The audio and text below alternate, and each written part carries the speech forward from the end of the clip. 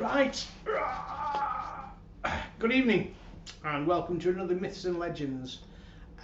Slight variation on this one, you're going to find out why in a second.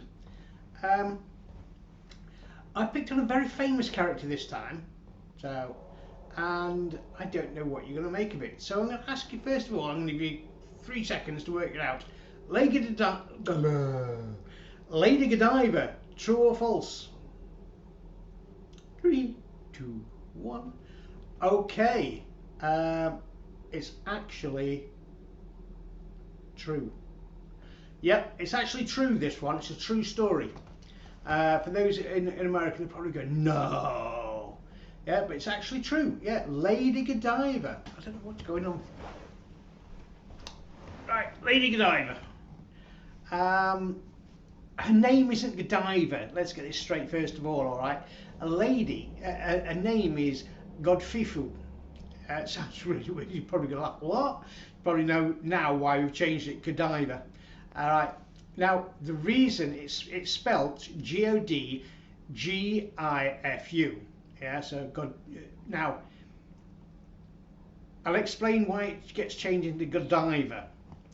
It's to do with the English language. The English language at this time is the most common one we've got variant over in this country at the moment, in the UK, is Welsh to it. Because you have the F gets changed from a V and an F are the same in Welsh. So V is, we say V in English, in Welsh it's V. Yeah, so that's the reason for it. So it's been changed in Godiva. So F and then U is at the back end of it, changes it over, so it's Godiva. Right, complex, but it does make sense. Right.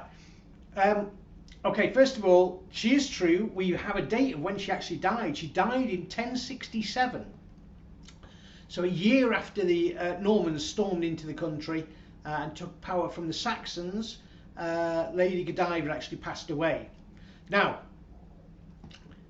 who was she married to? She was married to a very powerful guy. It probably had something to do with the Normans as well, her death. I'm not exactly sure on that one, but she was married to Earl Leofric of Mercia, who was like a semi-king. He was extremely powerful. There was no one could say anything against him.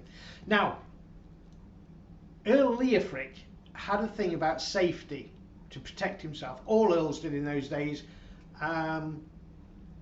Remember, barons don't come in until after the Normans, so earls are second in line for this sort of like throne. Now, Earl Leofric did employ a rather large personal bodyguard. Now, if you were the king, these were called housecarls in that period. These weren't housecarls; they were just under it. So, for those who study history, they know what a great frid is. So these were like great frid plus 1.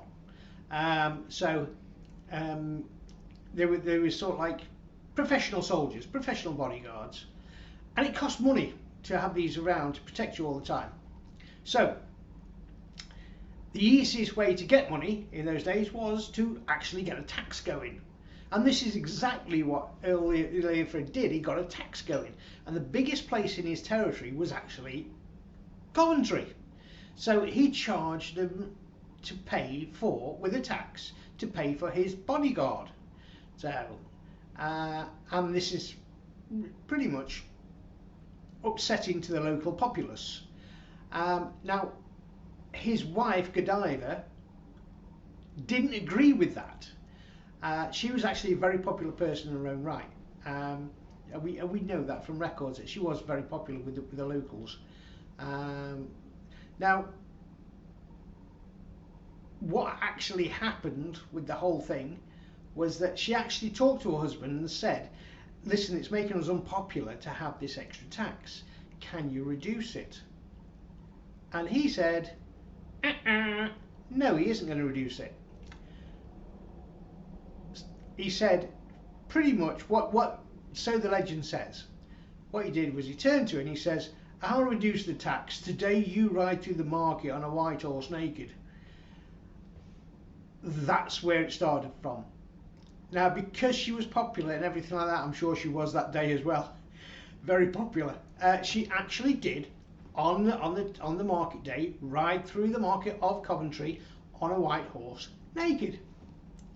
Now that's exactly what's happened. So now we don't know if the tax went down. We presume it did, but either way, that's where this legend actually comes through. So it's actually a true legend that she actually did do this to actually get favour from the commoners, I suppose.